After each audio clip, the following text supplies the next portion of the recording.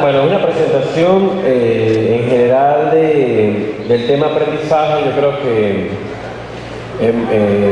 para la gente que son educadores, yo trato de tender un puente allí entre lo que es realmente el software libre y el tema de educación, y algunos elementos importantes que yo creo que, por ejemplo, incluso cómo se pueden aprovechar realmente las máquinas. Algo que tiene que ver mucho del software libre con todo el sistema educativo en general. Y son dos presentaciones mezcladas. En un momento me voy a saltar de una a otra, pero bueno, vamos a... yo empiezo por aquí.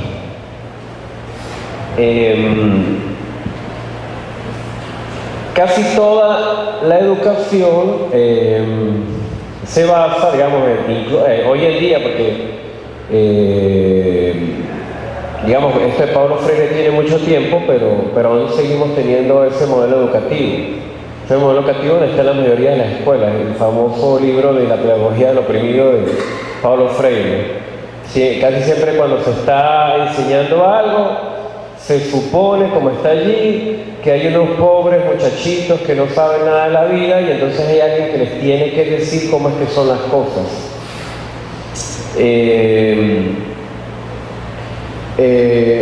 La palabra alumno, por ejemplo, viene de, como cuando uno dice anaeróbico, que es que le falta oxígeno, alumno es que le falta luz. O sea, se supone que los alumnos son personas que no ven luz, o sea, que no saben, que le falta alguien que venga y los ilumine. Entonces, también es muy curioso cuando a uno le dicen que bueno, que lo que falta en este país es educación. Claro, pues uno dice, ¿qué educación? Porque precisamente, por ejemplo, las personas de las más grandes empresas que hacen y deshacen, o los que terminan siendo corruptos, o los que trabajan, todos normalmente... Es muy raro que una persona realmente que haya salido del pueblo, de lo más bajo del pueblo, es el que esté con temas de corrupción. Normalmente hay gente que ha estudiado en colegios, en cosas, ha recibido la mejor educación. Entonces, ¿de qué educación estamos hablando? Entonces, este viene con el otro tema. Antes de educar, hay un proceso, lo que se conoce como alfabetización. La alfabetización normalmente se habla simplemente de que hay un curso de alfabetización, leer y escribir. Pero claro, depende del entorno cultural en el que estemos, porque cuando incluso ya suponemos que casi todos sabemos leer y escribir, alfabetizarse, la función que tiene, es lo que tú necesitas para aprender otras cosas. Por ejemplo, en el hospital no saben encontrar dónde está una oficina o algo, porque por los letreros al menos no te puedes guiar, tienes que andarle preguntando a cada persona. Entonces, uno aprende a leer y escribir como una herramienta muy básica para poderse manejar. Si nosotros concebimos que actualmente nuestra sociedad es la sociedad del conocimiento, de la información, entonces el sistema de símbolos dominante de nuestra cultura, pues son todas estas herramientas que uno ya ve que incluso los niños empiezan a manejar con mucha naturalidad, pero no todos. Entonces, si uno dice alfabetización digital, uno puede pensar en leer y escribir en digital, y esto se puede entender en muchos sentidos. Por ejemplo, si hay objetos de conocimiento como en las aplicaciones de software, leer se puede entender como utilizar el... Por ejemplo, leer es interpretar un conocimiento. Entonces, ahí el conocimiento que me permite manejar un procesador de texto es utilizarlo y manejarlo. Pero yo debería ser también capaz de escribir ese tipo de objeto de conocimiento, por lo tanto, desarrollar software. O si un objeto de conocimiento es un artículo en la Wikipedia, escribir sería ser capaz de manejar el editor de la Wikipedia para meterle contenido. Normalmente se enseña mucho del otro. Por ejemplo, los docentes se preocupan mucho en la educación básica o sí, sobre todo en la básica, de que los chavos no le hagan copia and paste de los artículos de la Wikipedia. Voy a decirle, oye, pero es que no, el problema no es en el fondo si se copia o no la Wikipedia, sino que lo interesante sería que nosotros de una forma colaborativa fuésemos capaces de intervenir la Wikipedia. Algo, por ejemplo, que yo creo que casi todos ustedes coincidirían conmigo, porque por ejemplo todos los libros de texto de los niveles básicos de educación en Venezuela no están en algo como la Wikipedia, porque tienen que estar hay algunos sitios web como RENA, del Ministerio de Educación, donde está como el temario de lo que ve la gente en bachillerato y todo esto, pero no están los contenidos, porque esos libros no están digitales en internet. Incluso ahora que el Ministerio de Educación hace el esfuerzo por regalarlos en papel, pero ¿por qué no están digitales? Eso es algo, si estuviesen digitales la gente podría intervenir, los podría discutir, pero es el celo del Ministerio de Educación que se siente dueña de esa información y no quiere que cualquiera intervenga y ponga sus comentarios. Tú no debes explicar tal tema de la fotosíntesis como lo explicas, sino podría explicarlo de tal otra manera. Esa discusión no está abierta. Y leer y escribir en digital quiere decir que uno puede ser capaz de leer eso. Y aquí es donde va otro tema. Yo ahora con la otra presentación voy a explicar esto en más detalle. Yo casi siempre cuando se da un curso que llaman alfabetización digital, lo primero que se da es ofimática, cómo usar el procesador de palabras, en este caso el writer de LibreOffice, de cálculo, por ejemplo. A mí me parece que esto es un error muy grande, pero es un error que viene por no conectar los procesos educativos o la forma en que se enseñan las cosas con, digamos, se piensa que el hecho de necesitar utilizar un procesador de texto no tiene nada que ver con la realidad del software libre o software privativo, sino que si hay un clon que se llama Writer en LibreOffice y la gente antes utilizaba Word, entonces lo que hay que cambiarse es de programa. Pero eso no está cambiando absolutamente nada la mentalidad, el problema de fondo. Yo lo llamo cómo empobrecer la migración al software libre dando ofimática. Yo tengo incluso esta otra presentación, esa que se llama 20 años imponiendo Word, Excel y descartando el conocimiento. El tema aquí es que, bueno, 20 años, o sea, precisamente hace 20 años salió al mercado Word y Excel. Y Microsoft ha impuesto desde entonces Word y Excel. Bueno, eso voy a hablar ahora más adelante.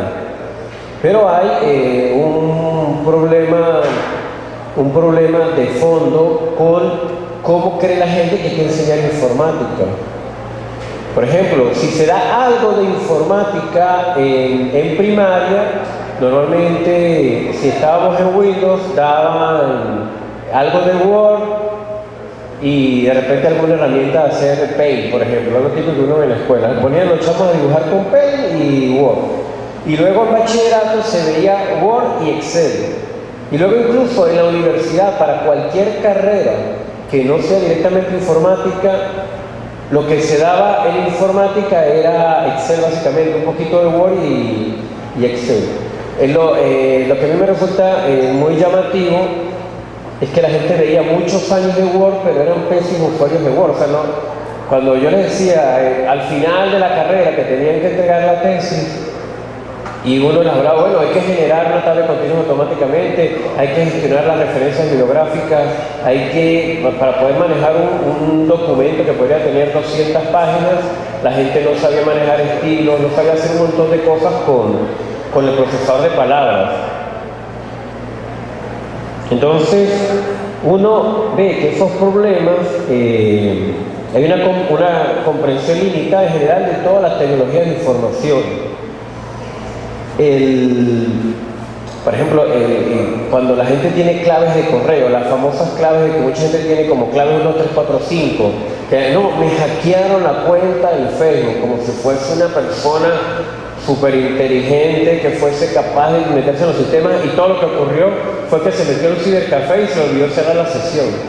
Y ya con eso, el siguiente que yo digo, fiesta. Entonces, ¿por qué la gente no entiende que tiene que salirse de la sesión? ¿Por qué la gente no entiende que puede haber un programa que le capture las claves de una forma bastante sencilla? ¿Por qué un dispositivo móvil o la propia computadora le da un mensaje erróneo y no sabe interpretar lo que la computadora le dice? Incluso está el mensaje allí, ¿sí? Incluso los mensajes están en inglés. Esa es otra cosa muy llamativa. Todos nosotros vimos en bachillerato, decimos que casi todos nosotros somos bachilleres, y en bachillerato en el programa oficial hay 5 años de inglés. ¿Y cómo es que estudiamos 5 años de inglés y no hablamos inglés fluidamente? Es una cosa loca. Yo no creo que es que masivamente los venezolanos seamos brutos para inglés. Yo creo que es que está mal enseñado. Están desaprovechando 5 años de oportunidad para uno moverse con un conocimiento. Y el problema de nuevo es que enseñan, digamos, los que enseñan inglés, enseñan como si uno estuviese, todos fuésemos a ser profesores de lingüística. A mí, realmente en el fondo, ¿qué me importa que la frase sea con el conector no sé cuánto, o el tiempo sea el tiempo perfecto o tal? Pero dice, no, el uso del tiempo perfecto, el pasado simple en inglés. Si uno agarra a un gringo cualquiera ahí en mitad de la calle y le pregunta, mire, ¿tú sabes cuál es el pasado perfecto? No saben, ellos hablan simplemente inglés. Ellos no saben que si la cosa gramatical. Y de la misma forma está pensada la informática. Esto es, por ejemplo, en el Reino Unido, se dieron cuenta que estaban en crisis, porque como a la gente, igualito que acá, les habían estado enseñando cuando le dan informática, Word y Excel, la gente le parecía que la computación era una tontería y la gente ya no quería estudiar más informática. Chao. Entonces la matrícula, la gente que estudiaba en el Reino Unido, y hay algo muy parecido en los Estados Unidos, la gente ese tipo de enseñanza terminan con la idea de que la informática es una tontería y que prefieren estudiar otra cosa más sustanciosa, no sé, ingeniería, medicina, bueno, ingeniería, las otras ingenierías, eléctrica, mecánica, civil.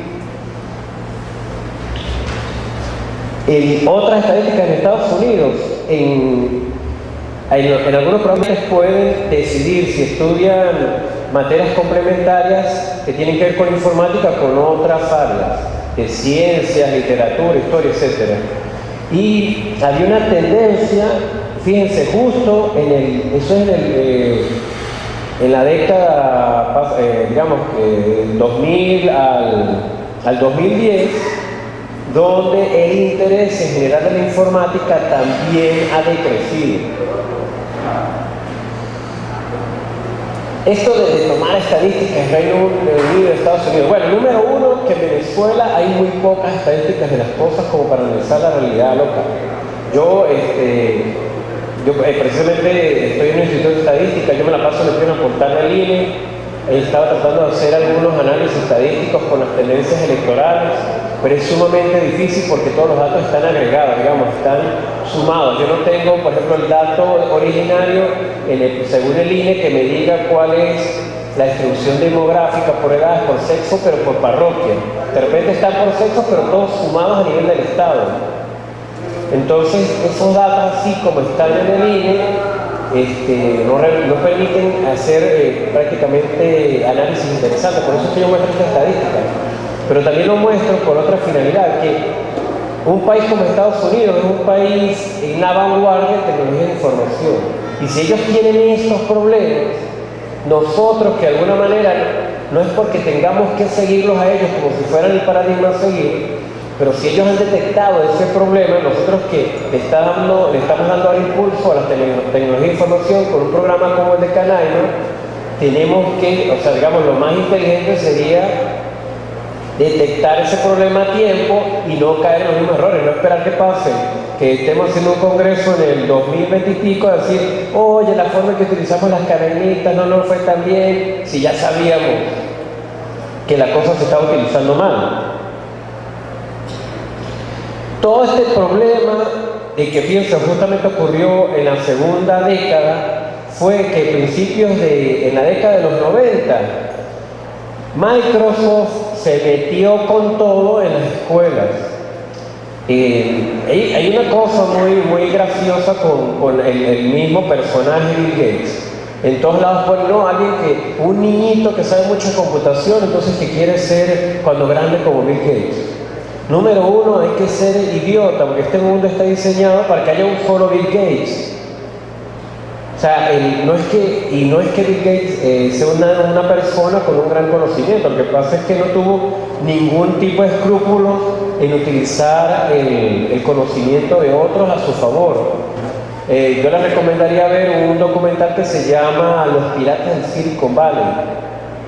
Ahí muestra donde prácticamente toda la base de conocimiento con el que Bill Gates montó su emporio, todo se lo robó a otro. El MS-2 se lo robó un tipo, el sistema de las ventanas que utilizó en Windows se lo robó a la Xerox. Todos son ideas robadas, es decir, el conocimiento está distribuido en todas partes, pero él lo que hizo fue monopolizarlo. Y luego, de eso hay sobradas pruebas y documentales, etc. Pero es muy interesante, ellos lograron, yo no sé en la actualidad, no creo que ocurra así en los libros que están distribuyendo gratuitamente el Ministerio de Educación en las escuelas, pero hasta hace pocos años uno abría un libro que no tenía nada que ver, por ejemplo, libro de biología, y resulta que al final del libro de biología había una guía, un tutorial de cómo utilizar Internet Explorer o Word. O sea, porque en editoriales tipo Santillana, era una cosa que, claro, los Microsoft no vienen a perder tiempo con nosotros, ¿no? Sino que van directamente, hablan con algún chivo en el Ministerio de Educación y entonces meten los contenidos de ellos en los libros. Y ahí están, hace como 3, 4 años me recuerdo que agarraba un libro que no tenía nada que ver y en la parte, como en el apéndice, habían guías de cómo usar programas de Microsoft. Pero ese tipo de programas ya Microsoft lo había aplicado por mucho tiempo en todo el planeta. Entonces por eso es que nos parece razonable que la gente utilice un procesador de palabras y una hoja de cálculo. Entonces, cuando se decía cuáles son las destrezas básicas que tiene que manejar la gente cuando aprende informática, siempre era procesador de texto y lo que llamaban entre comillas bases de datos, que era Excel.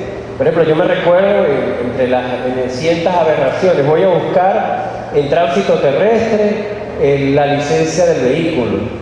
Y entonces en la taquilla me piden el número de cédula y yo siempre me la vivo asomando a ver qué sistema están utilizando. Y entonces lo que tenía en tránsito terrestre no era ninguna base de datos, sino una hoja de Excel. Y entonces la hoja de Excel me buscaban por la cédula, así uno por uno al ojo.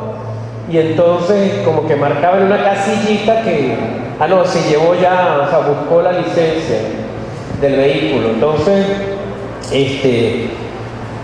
pero que mucha gente, yo he visto sistemas completos, por ejemplo, a mí me llama mucho la atención, yo vengo de Mérida y que le quieren meter en la coba también que en Mérida las tecnologías son como mucho más avanzadas que el resto del país. Entonces veo y claro, ahí me recuerdo, no sé, algún fondo que había de algo y todo de administrativo, era una oficina de gobierno en que tenían presupuesto, un montón de cosas administrativas, todo estaba hecho en Excel, porque buscan algún superusuario de Excel, hace unas cuantas macros en Visual Basic y eso ya era el sistema de información del organismo. Entonces, eso, aunque lo llevemos a LibreOffice Calc, es la misma aberración. en términos de seguridad, de robustez, de velocidad de procesamiento, etc. Entonces, claro, ¿por qué a la gente le venden que el procesador de texto, el Word es una maravilla? Por el famoso, lo que llaman WYSIWYG. What you see is what you get. En lo que ves es la idea de que si yo escribo una letra negrita en la pantalla, entonces ya se ve la letra con la formita negrita. Y eso en teoría es mucho más fácil que escribir algo que parezca como texto plano y luego verlo con otro resultado. El problema, yo creo que ese sistema para simplemente hacer un memorándum, una carta, algo muy básico, digamos, un certificado, algo por el estilo, que sea 1 o 2 páginas, bueno, funciona muy bien, pero cuando la gente, por ejemplo, donde yo lo veo en el ámbito educativo, que la gente se mueve allí, es cuando va a hacer una tesis de 40 páginas, que quiera meterle referencia, que tenga que generar tablas de contenido, tablas de gráficos. Bueno, yo hago siempre las preguntas, bueno, eso está en las láminas aquí.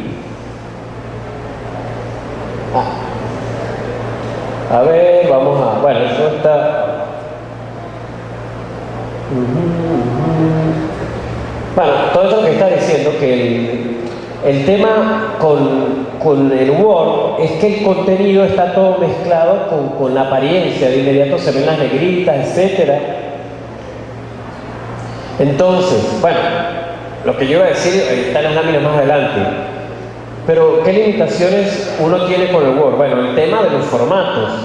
No es interoperable con LibreOffice. Por ejemplo, el típico tema de que una persona tiene un montón de documentos en Word y entonces cuando lo ve en LibreOffice están las cosas descuadradas. Están las cosas descuadradas, la idea que le quieren vender a la gente es: ay, en Word funcionaba todo perfecto y ahora en LibreOffice se ve feo. Entonces no es que Linux y LibreOffice son software chimbos que no hacen las cosas bien.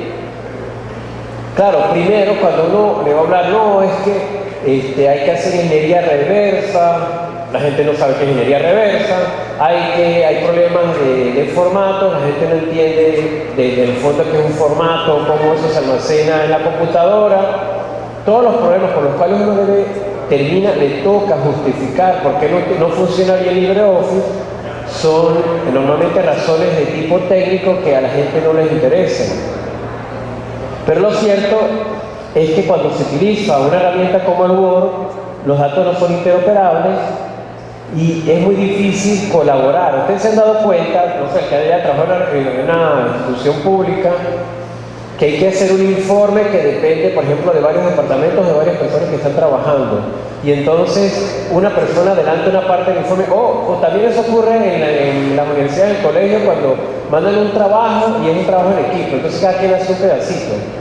Y entonces normalmente cada quien hace un pedacito, lo manda por correo y hay alguien que mete todos los pedacitos en un solo documento, crea un documento tipo Frankenstein con todo eso pegado allí. Y si llega a haber la necesidad de corregir una de las partes, ahí empieza el caos. Porque resulta que agarraron una versión de alguien y la metieron en el documento, pero esa tenía un problema, pero estaba todo mezclado, entonces metieron la otra versión y llega un momento en que si 2 personas corrigen un documento, no se sabe cuál es la última versión, pues no se sabe quién realmente hizo la corrección que a uno le interesaba. Entonces este tipo cuando la gente quiere trabajar colaborando, ya sea en las instituciones públicas, ya sea en el ámbito educativo, donde sea, genera muchos problemas. Típicos problemas, lo de la portada sin número. Es decir, casi nadie, pasan no sé cuántos años estudiando Word o LibreOffice Writer y todo el mundo tiene el mismo rollo que la portada, como va sin número, la gente no sabe cómo hacer que el resto del documento sí aparezca el número entonces hacen un documento aparte sin número para la portada y luego hacen el resto del documento, porque no manejan un concepto tan básico como los estilos de página. Algo sumamente básico, pero el problema de fondo es que toda la computación se basa en algún tipo de analogía. De hecho, cuando uno le dice el escritorio, es porque es el análogo del escritorio de madera de toda la vida. Fíjense, cuando dicen carpetas es porque uno tiene archivos que son como los papeles y los mete en carpetas. Todos son analogías. Y la analogía de un procesador de texto es la máquina de escribir. Entonces, si uno ve la disposición de las teclas del teclado de los portátiles, cuando uno dice el teclado QWERTY no sé cuánto, eso es algo que tiene desde el final del siglo XIX y no lo han modificado. Digamos, han habido algunos intentos de cambiar la disposición de las teclas, pero entonces no lo quieren cambiar porque había digamos, hay sitios donde hay gente que los han adiestrado para transcribir muy rápido y dependen del famoso ASDF y todo eso. Entonces temen que si les cambian la disposición de las teclas, toda esa gente deje de ser, pierda eficiencia. Casi nadie en las tesis genera las tablas de contenido automáticamente, hace los índices a pie. Entonces luego resulta que tenían un error, un documento de 180 páginas y tienen varios errores, tienen que introducir texto o quitar y cambian la numeración de las páginas. Luego tienen que revisar todo el documento para volver a poner el índice a pie. Cuando simplemente utilizando estilos de títulos, etcétera, cualquier procesador de texto decente genera la tabla de contenidos. Bueno, yo no he visto ningún curso de manejo de procesador de texto libre o privativo donde enseñan estilos. Eso lo ven como que en el LibreOffice avanzado u OpenOffice avanzado. ¿Cuándo lo dan, si acaso? Pero eso tiene que ver es con la forma en que se concibe la educación. No se ve que eso de los estilos sea algo importante realmente. La gente termina siendo la cultura del Word incapacita a la gente para aprender. Y como LibreOffice es el clon de Word, la misma incapacidad para aprender cosas distintas se mantiene. Ojo, aquí es muy importante. Hay mucha gente que da cursos, por ejemplo, de LibreOffice Writer, etc. Yo no estoy diciendo en ningún momento que LibreOffice sea malo en absoluto. Me parece que es muy bueno. Tiene muchas mejoras con respecto al Word en temas de concepción. Lo que estoy yo diciendo es que la alfabetización no se tiene que dar con ofimática, sino que el LibreOffice obedece a un estado posterior. Cuando uno estudia biología en bachillerato, lo primero que enseñan es la teoría de la célula, es lo básico, cómo se supone que veía la célula. Que empiecen a dar OpenOffice como lo primero que se ve en informática, es como que para enseñar biología, no, la primera clase de biología es como enseñar a un perro a que haga gracia, no, que dé la vueltica, y eso es estudiar biología. Eso es el equivalente a que uno, lo primero que ve en informática es aprender OpenOffice. Uno primero tiene que aprender lo básico de la informática y luego aplicar esos conocimientos. Como la gente no maneja lo básico de la informática, entonces cuando cualquier software le genera un error, tiene un problema, tiene que configurar algo, no sabe por qué es el problema. Por las razones más tontas, se hacen dependientes de alguien que les arregle la computadora. Lo típico de alguien que le cae un virus y hay que formatear y restaurar el sistema. Y hay gente que da soporte y gana un montón de plata con una cosa que es realmente muy sencilla de hacer. Yo tengo, bueno, muchos amigos que trabajan en informática, pero yo tenía un amigo de informática que muchas veces le daban una máquina que estaba con virus y lo que tenía, el arreglo que tenía que hacer le tardaba, si mucho, media hora, una hora. Pero entonces, claro, es lo típico de la cultura, que si a la gente le daban la máquina y él la devolvía en una hora, entonces no le pagaban lo que él pedía. Entonces él la metía en el carro, la paseaba como una semana y luego la arreglaba media hora antes de entregarla y se la daba a la gente. Y entonces la gente le pagaba lo que él pedía. Pero, ¿por qué eso es posible? Porque por la ignorancia de la gente de que lo pueden arreglar algo que es muy fácil de hacer.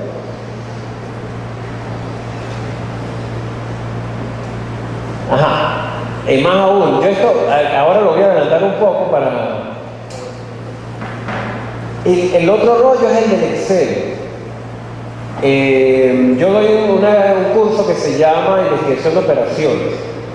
Y entonces casi todos los libros de investigación de operaciones actualmente, en el libro mismo dice que como la gente tiene muy mala base de matemáticas, entonces lo mejor es utilizar las hojas de cálculo a pesar de que no sepa matemáticas. Yo lo que digo es, oye, si tienen mala base de matemáticas, lo que tienen que hacer es enseñar bien las matemáticas, no facilitarle las cosas para que sigan sin saber matemáticas y obtengan el título y se gradúen y todo sin saber matemáticas nunca. Igualito que hay un problema fundamental con cómo se enseña inglés, hay un problema fundamental ya reconocido de cómo se enseñan las matemáticas. Y entonces, como la gente no quiere estudiar matemáticas, entonces, perdonen la expresión, les enyucan la hoja de cálculo. ¿Cuál es la clave de la hoja de cálculo? Cuando usted ve una hoja de cálculo, ve numeritos, no ve ecuaciones. Hay alguien que metió las ecuaciones de cálculo, pero tú no ves la ecuación. Entonces crees que te estás salvando de las matemáticas, aunque al final de la tabla hay una suma. Entonces, Excel, ¿qué tiene? Que como confundes en las celdas tanto los valores como las fórmulas, la gente no entiende el modelo de cómo funcionan las cosas. Las hojas de Excel son inseguras. Se corrompen, por ejemplo, también otro producto de Microsoft, que es el Access, que mucha gente lo utiliza como base de datos. Sumamente inseguro y con estos apagones que casi no caen en el país, se corrompe la base de datos y eso ya no lo recuperó nadie más nunca. La única forma es tener mucho respaldo en la base de datos. Sumamente ineficiente cuando hay organismos que tienen cálculos que dependen de una hoja de cálculo, o sea, operaciones que hacen modificaciones y esperan que la hoja de cálculo dé resultado, y para operaciones muy básicas eso dura unos segundos. Pero ya cuando tiene N hojas dentro de una hoja de cálculo y son hojas que dependen los cálculos unas de otras, se empieza a tardar minutos. Y tardar minutos pasa rápido, tardarse incluso horas. Cosas que si se hacen con otro tipo de herramientas seguirían tardando segundos nada más. Y la gente depende de sistemas sumamente lentos simplemente por no querer aprender otra cosa.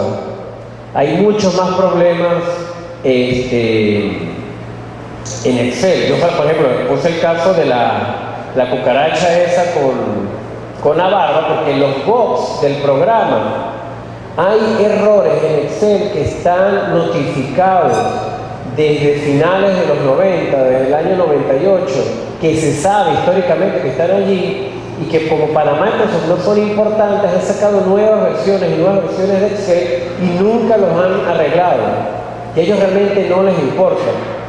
Y si uno lo compara con la mentalidad del software libre, donde casi que los box aparecen y de una vez alguien se encarga de eso, ve una gran diferencia.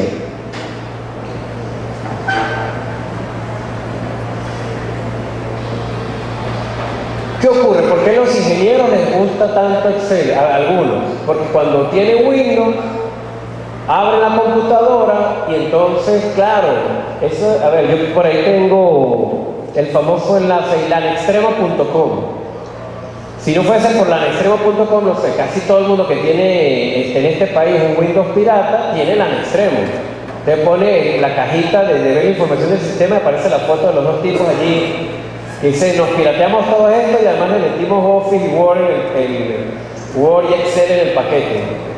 El problema es que como cuando la gente tiene ese Windows pirateado y arranca la máquina, el software que le resuelve la vida lo que tiene es la calculadora y Excel para sacar cuentas. Y entonces se convierten, por ejemplo, yo he visto muchos ingenieros que se convierten en superusuarios de Excel, haciendo macros y cosas.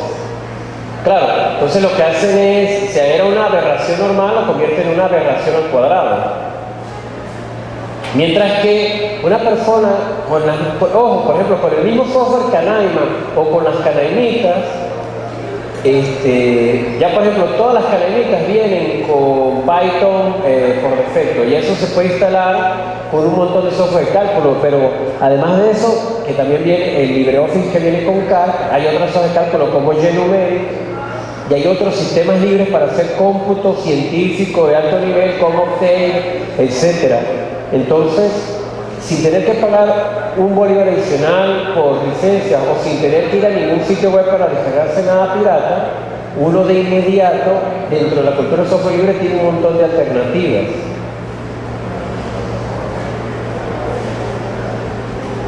Bueno, esto es más tema de la relación de hoja de Excel, visto como hoja de cálculo, etc. Entonces, aquí en el fondo es a lo que yo quiero llegar. Cuando se pensaba en enseñar informática a los niños en el año 67, fíjense, el proyecto GNU se inició realmente entre el 83 y el 84. El 84 se oficializó. Linux apareció en el 91. Mucho antes de eso había una cultura en el MIT, una cultura hacker hacia el conocimiento. Y se había propuesto herramientas como el lenguaje Logo.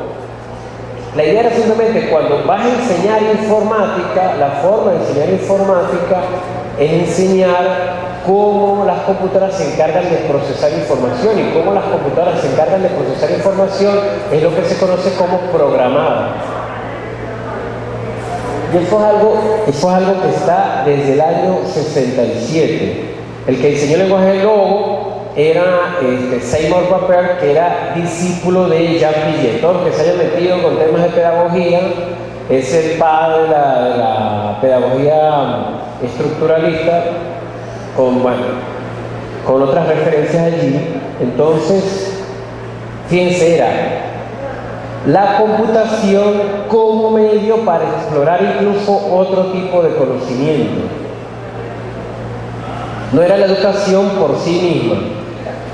Cuando a una persona le dan un curso de LibreOffice Writer, en buena medida es porque el sistema que está detrás de eso, la mentalidad que está detrás de eso, es como cuando había un bachillerato comercial y sobre todo a las muchachas le daban curso de mecanografía para que trabajaran como secretarias. O sea, no están pensando en que la gente desarrolle su conocimiento, sino están dando capacidades mínimas para que le sirvan a alguien, para que le hagan el trabajo a alguien. Y normalmente, cuando es una capacitación muy especializada, es para que, entre comillas, sea el esclavito de otro. En una institución pública, la secretaria no se aspira. Cuando, digamos, la mentalidad no es que una secretaria empiece a servir y termine de gerente de la empresa. La idea de la secretaria y todavía se ve, es que empiece como secretaria y termine como secretaria. Y por eso el conocimiento es especializado. Y por eso los bachilleratos comerciales funcionan de ese modo. Este enfoque de la educación, con el uso del lenguaje Logo, etc., era otra forma de enseñar, de alfabetizar digitalmente a las personas para empoderar a las personas. Entonces, año 67, ¿qué pasó con todo eso? Pues precisamente el monopolio y el trabajo de mercadeo de Microsoft, sobre todo en los años,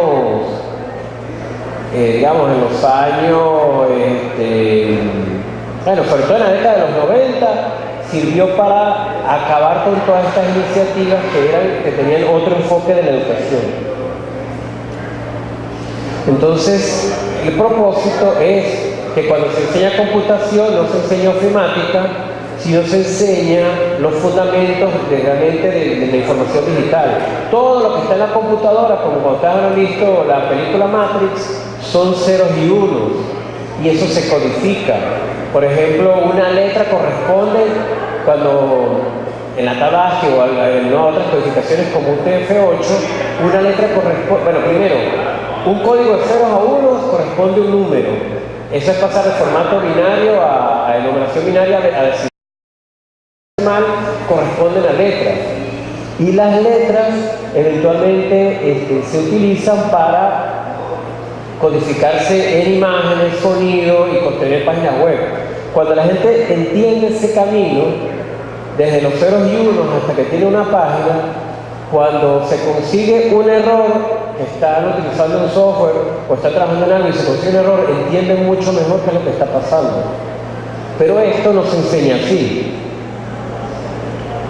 Ojo, yo les decía antes que en el Reino Unido se detectó este problema de que la gente estaba decreciendo el interés de la educación en computación. Y justo a partir del 2012, de septiembre, ellos remodelaron, cambiaron completamente todo el programa educativo, y en el Reino Unido y en algunas universidades de Estados Unidos se basa en programar y en este tipo de contenidos, en hacer simulaciones.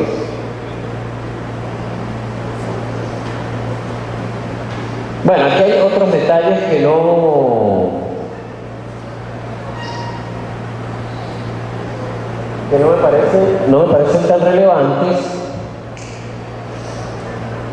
pero cuando yo digo que cuando se dan cursos de OpenOffice y LibreOffice se empobrece la migración al software libre, es porque esas mismas malas mañas de cultura de la educación que fueron introducidas por Microsoft, que han sido introducidas en las últimas décadas, se están reproduciendo en el software libre.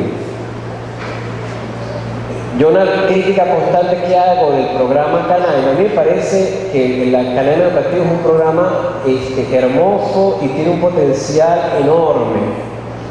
Pero yo también temo que, como todo coroto, digamos, como la gente que anda cambiando de BlackBerry cada 2 años, o la gente que anda cambiando su computadora por obsolescencia planificada cada 2 o 3 años, porque no, nos salió el nuevo juego que necesita más memoria RAM, más procesador, no sé cuánto.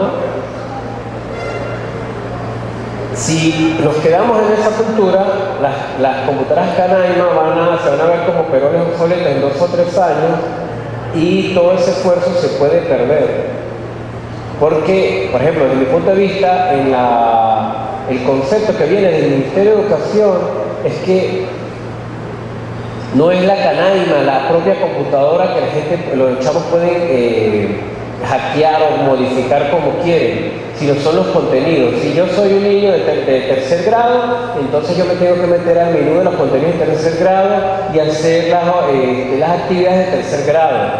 Eso está bien. Pero eso no es lo único. En las escuelas hay una gran preocupación, no, que si los niños se meten en internet y ven cualquier tipo de cosas, o si los niños copian su propia música y ponen reggaetón en las canales, bueno, ¿qué importa? Yo creo que el tema allí es que hay un gran miedo porque los propios docentes no manejan la informática y temen que eso les genere más problemas, pero están empobreciendo enormemente la experiencia educativa.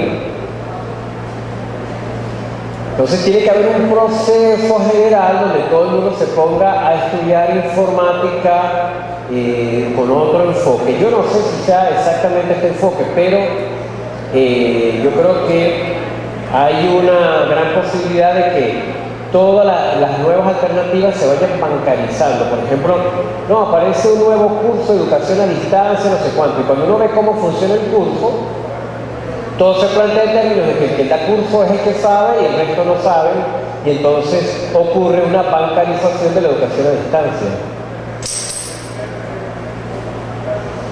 Y el tema está, la respuesta desde el punto de vista general, está lo que se conoce como la ética hacker. Los hackers han sido demonizados. En los medios, normalmente, el hacker es el que se tumba una página web, le cambia, si es una página de gobierno, cambia la foto de fulano por la de mengano. Eso, desde mi punto de vista, esa forma de utilizar la palabra hacker es algo planificado, porque el hacker, como un fenómeno contracultural que arrancó como desde los años 60, digamos, generó mucho miedo, y entonces, digamos, sobre todo la gente, las grandes corporaciones decidieron dañar la imagen de los hackers. Entonces siempre que se habla de alguien que hay un sitio web, o bueno, por eso, que cuando alguien hizo una cosa tan tonta como estaba en un sitio de café viendo su página de Facebook, no cerró la sección, y el otro que entró, entonces dice que le hackearon la cuenta. Ese uso de la palabra hacker está hecho para dañar la imagen de la cultura hacker, porque la cultura hacker es una corriente contracultural que lo que hace es que cada persona quiera adquirir nuevo conocimiento. Como yo pongo allí, una sed insaciable de conocimiento, y una persona que tiene conocimiento, como aquel famoso, lo único que yo sé es que no sé nada, lo que quiere decir es que quiere aprender más, es que también se da cuenta que todo el conocimiento que adquiere depende del conocimiento que hayan generado otras personas. Absolutamente nada de lo que yo pueda aprender hoy en día, yo lo puedo haber aprendido desde que nací por mi cuenta. Todo lo que, digamos, cómo se construyen edificios, cómo se hace ropa, cómo se hace la tela, cómo funcionan los automóviles, todo depende de una cadena de conocimiento por siglos y siglos. Es imposible que una persona se pueda, el mismo Isaac Newton, que Asimov lo reconoce como el científico, como individuo que más aportes hizo al conocimiento. Él tenía la frase de que yo pude hacer lo que hice porque yo estoy parado en hombros de gigantes. Y esos gigantes, todo el legado del conocimiento y de la ciencia de siglos y siglos anteriores. Entonces, una persona que maneja conocimiento, lo primero que entiende es que lo mejor que se puede hacer con el conocimiento es compartirlo. No hay nada mejor que se pueda hacer con el conocimiento sino compartirlo. Cuando una persona se quiere quedar con el conocimiento, está buscando un provecho personal, pero no está mejorando el conocimiento. De hecho, hay muchos estudios que identifican claramente que el factor que más ha limitado el desarrollo de la ciencia y tecnología en los últimos años, si ustedes se dan cuenta, a principios del siglo XX, teoría de relatividad, modelo del átomo, un montón de cosas extraordinarias, revolución industrial, aviones, no sé cuánto. Más allá de Internet, que se puede más o menos tomar que su arranque fue en los años 50, la ciencia se ha detenido. Lo que se ha hecho es, de alguna manera, crear sistemas sobre la ciencia que ya se había generado. Y la principal traba son las leyes de patentes, que es la misma idea de la privatización del conocimiento que está detrás de las licencias de software privativo y todo este cuento. Entonces, este es el factor que la gente, digamos, que más se teme, digamos, que hayan hackers que, por ejemplo, que todos los chavos que tengan una canaima se puedan meter en las máquinas y puedan modificarlas y entender qué es lo que está pasando ahí dentro. Eso es algo que no solamente yo lo considero deseable, sino completamente factible. Y entonces es cuando uno habla, por ejemplo, del tema, qué es lo que está detrás del software libre. Detrás del software libre, bueno, están las 4 libertades. Pero fíjense, las 4 libertades fueron una respuesta a cómo se privatizó en un momento particular el software libre. Si entre las restricciones de licencia, por ejemplo, hubiésemos estado en un país como Sudáfrica, que había apartheid, y las licencias privativas era que a las personas de raza negra no le iban a permitir utilizar las computadoras, seguramente entre las libertades estaría que la persona indistintamente de su raza pudiese utilizar el software. O si fuese por temas de religión o por cualquier tipo, digamos, que hubiera sido en un estado musulmán, entonces la gente, si no era de la religión tal, no podía utilizar la aplicación esa, porque en el fondo lo que busca el software libre es empoderar a la mayor cantidad de gente posible con el conocimiento. Y todas las limitaciones que obstruían ese conocimiento se buscaban quitar, porque se consideraba bueno y útil. De hecho, en la libertad 3, en la cuarta libertad se dice claramente que es que yo pueda modificar, yo pueda compartir para ayudar a los demás. Entonces, yo aquí no me quiero alargar mucho más, me gustaría que me preguntaran cosas. Solamente quiero insistir con el tema de la educación. Hay un sitio web que se llama TED.com. El sitio web tiene un montón de videos muy vistos sobre muchos temas. Viene por las siglas tecnología, educación y... no, tecnología, entretenimiento y diseño. Los equivalentes en inglés también empiezan con las mismas letras. Y el video más visto del portal TED.com en los últimos años es un video que se conoce, que tiene por título "Las escuelas matan la creatividad", diciendo que el sistema educativo, insisto, cuando alguien dice que el problema del país es que hay que dar más educación, yo digo ¿cuál educación? Porque la educación que tenemos daña la creatividad de los niños. En el video aparece claramente como aquellas características de pensamiento divergente que le permiten a las personas buscar muchas alternativas. En cualquier niño de 2, 3 años, ellos tienen, todos los niños sin ningún tipo de instrucción son casi como genios en las cosas que se le ocurren, las distintas alternativas, y resulta que a medida que avanzan en el sistema educativo, esas capacidades creativas disminuyen en picada. Eso es lo que llaman, por ejemplo, en nuestra sociedad lo llaman madurar. Una persona que ya no se le ocurren locuras, sino que es como muy normalita. Yo no veo, por ejemplo, que sea una casualidad que la gente que esté en el software libre sea gente que generalmente es como un poquito estrambótica, estrafalaria, a veces nos dejamos el pelo largo, nos ponemos, qué sé yo, o tenemos algún tipo de personalidad distinta, porque eso va rompiendo con muchos paradigmas que se están imponiendo a todo nivel.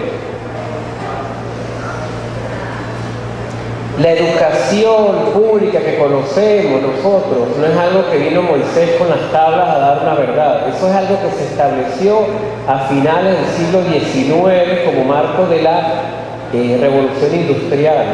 Habían máquinas que requerían operadores y se crearon las escuelas para que hubiesen operadores para esas máquinas.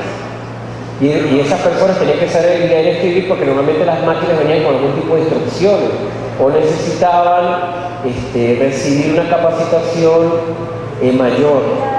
En esa época se consideraba que era una pérdida de dinero de inversión en el Estado enseñar a los niños, porque la mayoría de los niños eran niños que eso no lo necesitábamos. Lo que tenían que estar era en el campo recogiendo verduras o haciendo, qué sé yo, haciendo mandados, no necesitaban aprender nada.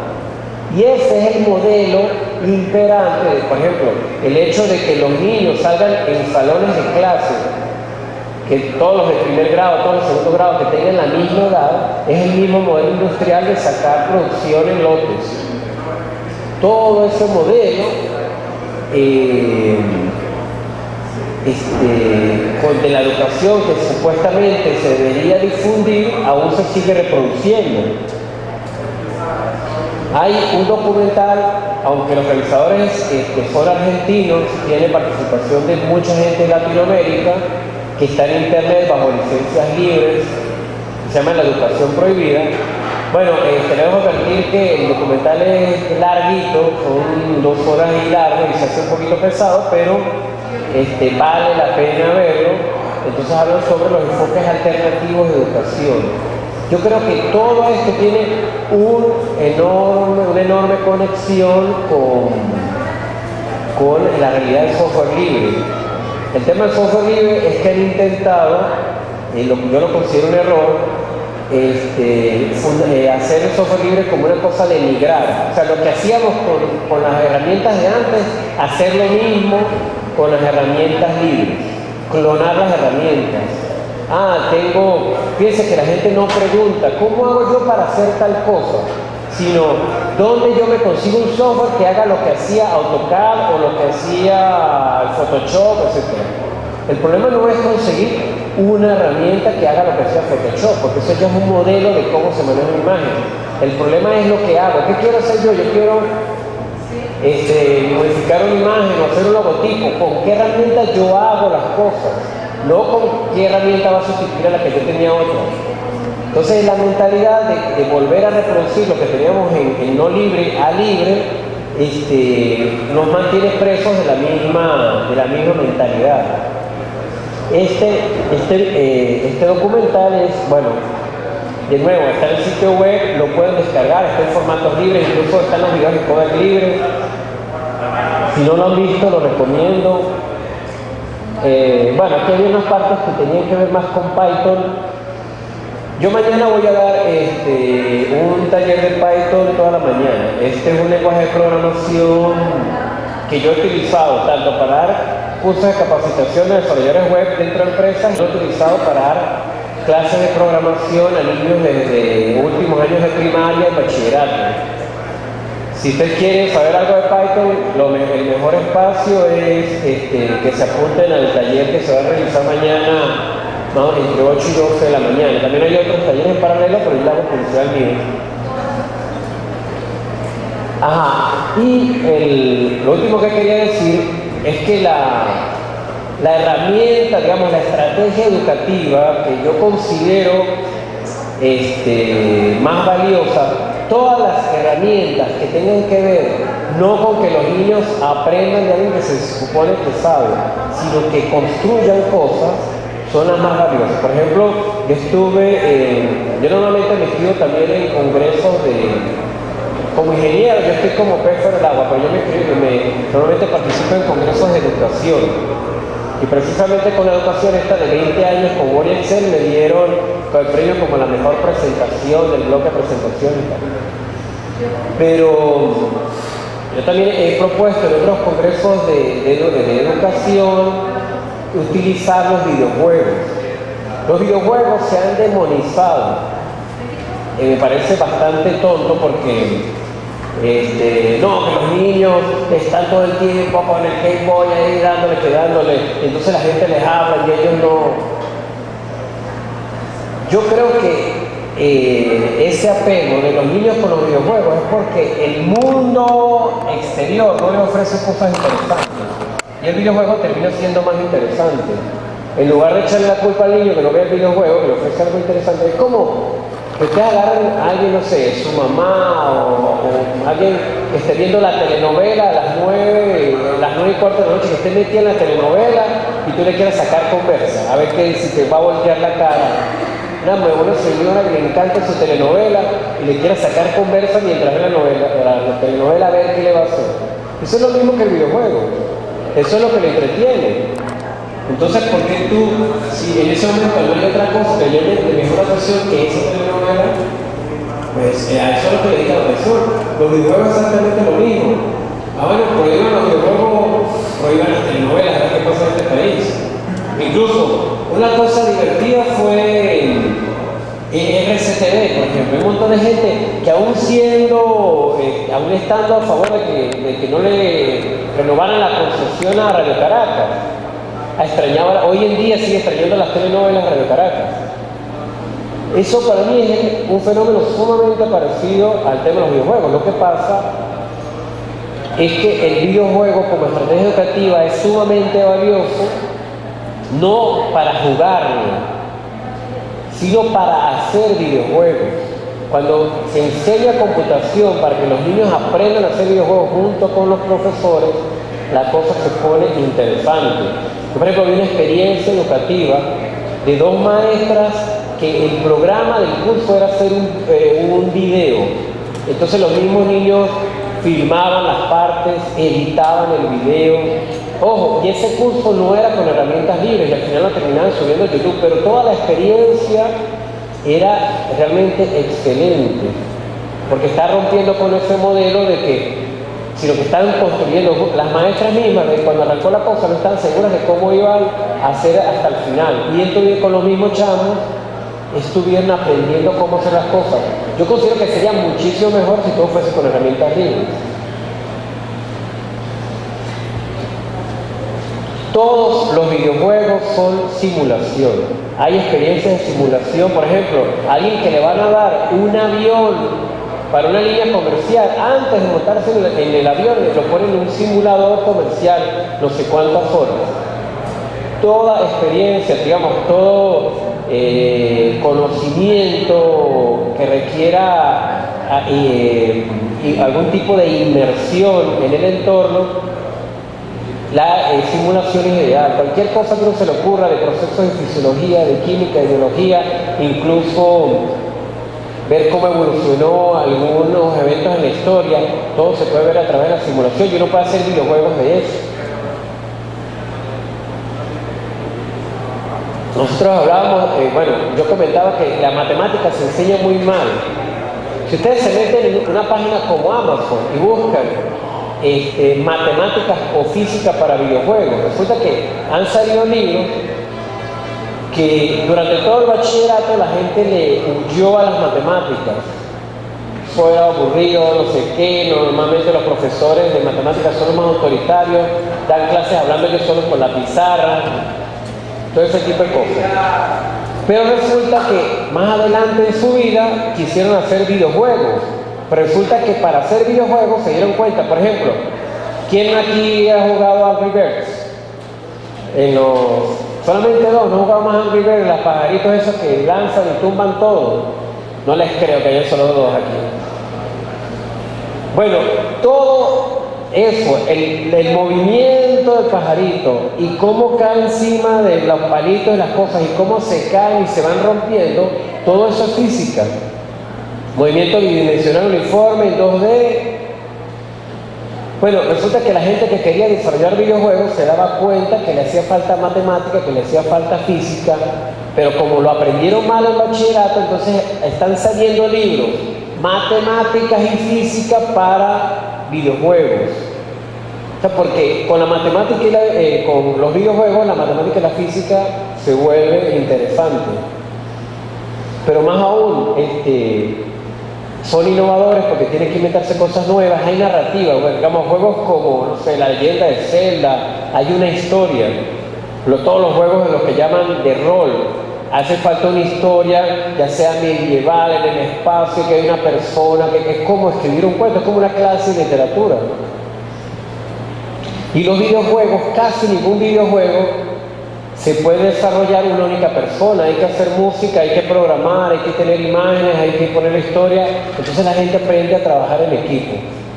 Entonces, el trabajar con para enseñar. Haciendo negocio, chico, a costilla del pueblo, sacándole jugo al pueblo.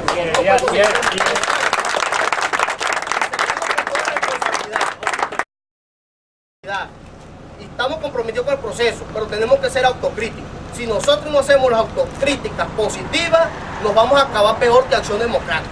Ese es el camino que